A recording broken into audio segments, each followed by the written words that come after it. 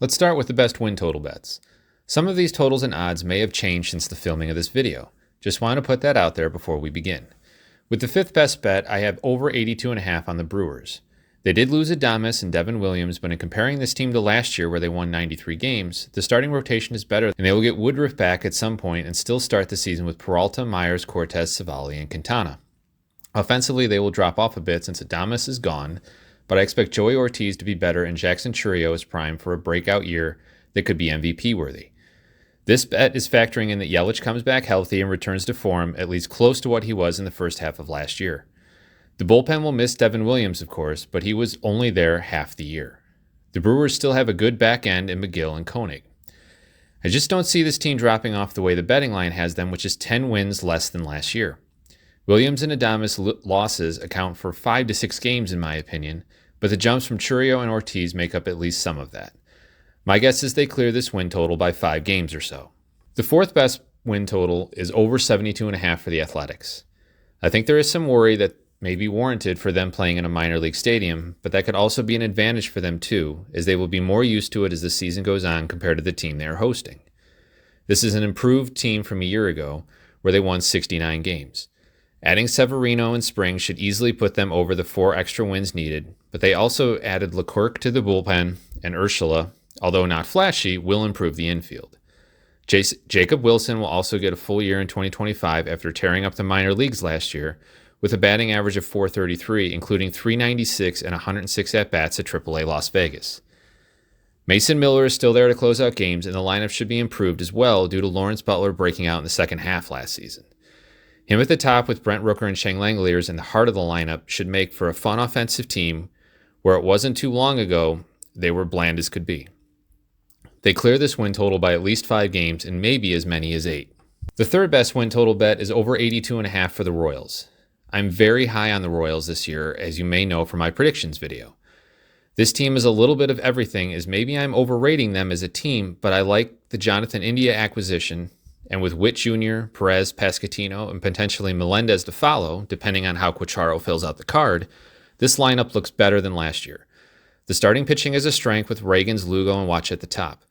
The pickup of Estevez really cements the back end of the bullpen along with Urseg. As I mentioned in my predictions video, I feel like the Royals will also be aggressive at the trade deadline and pick up either a bat, arm, or both. They will have to fight for it the whole year as the AL Central will be a 4-team race, but factor in the Royals get to play the White Sox 13 times.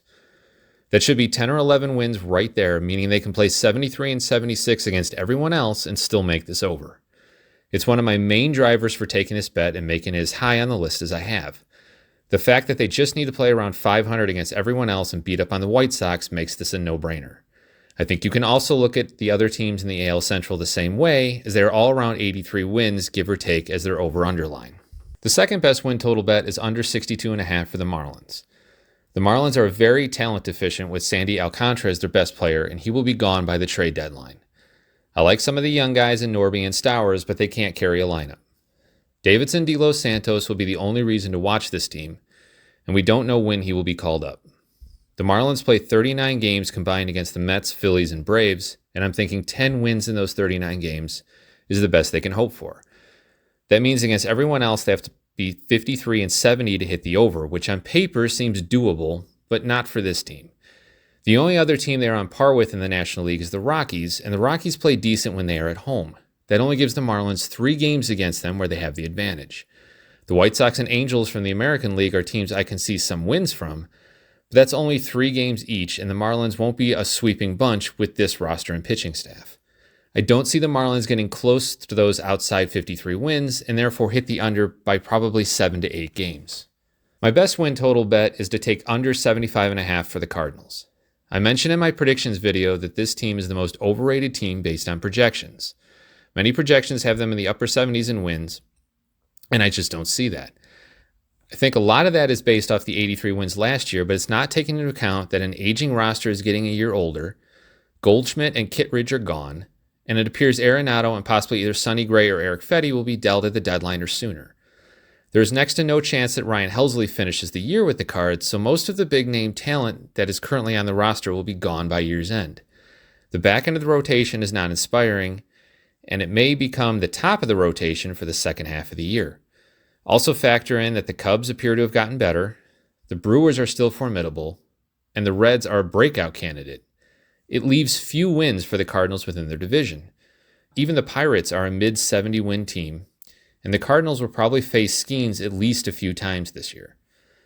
I think the Cardinals regress significantly and hit the under by 10 games.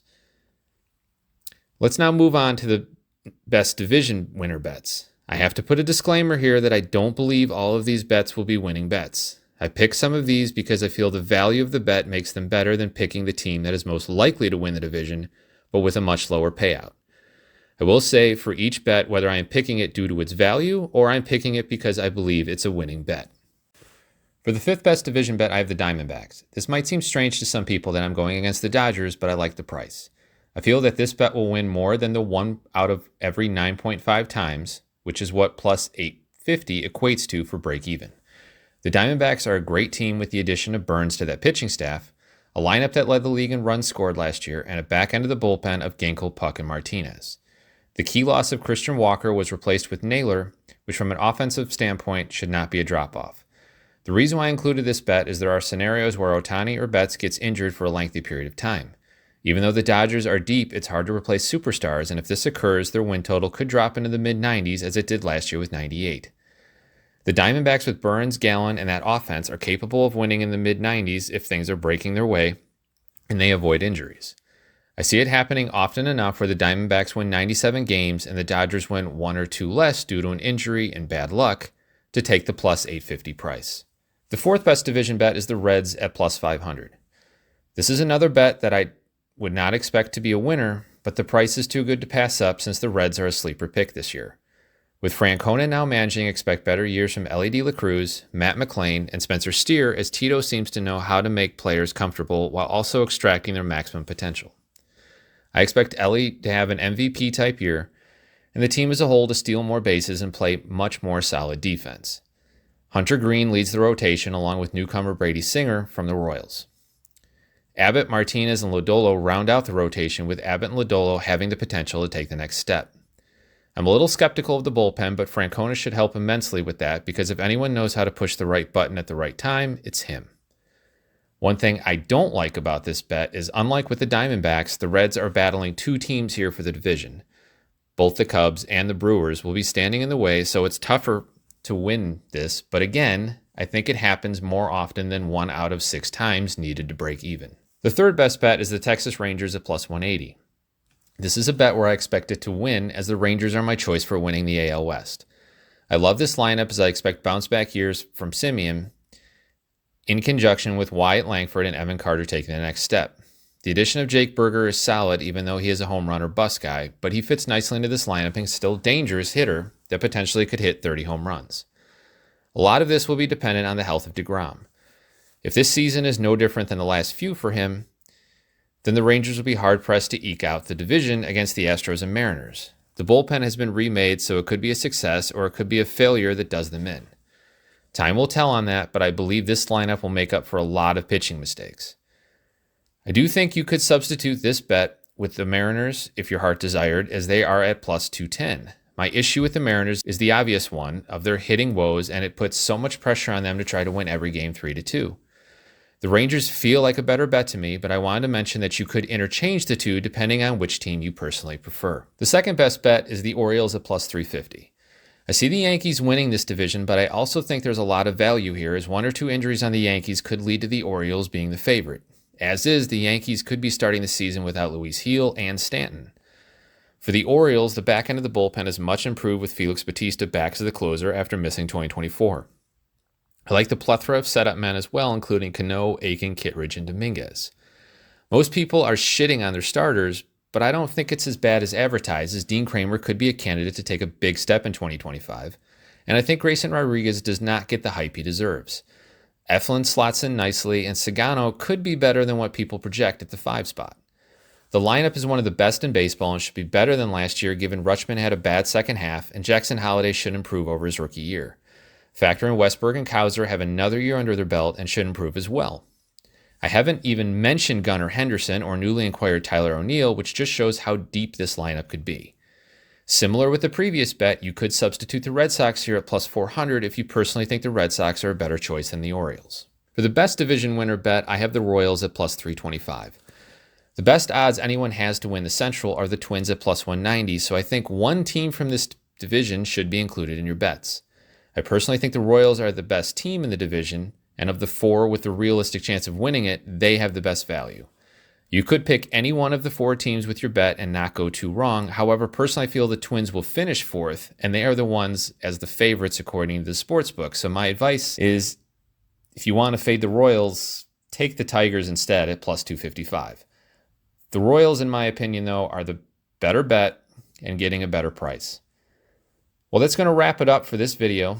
Please subscribe for future videos, including awards predictions, hot takes, and weekly power rankings. Thank you for watching until the end. And until next time, happy baseball.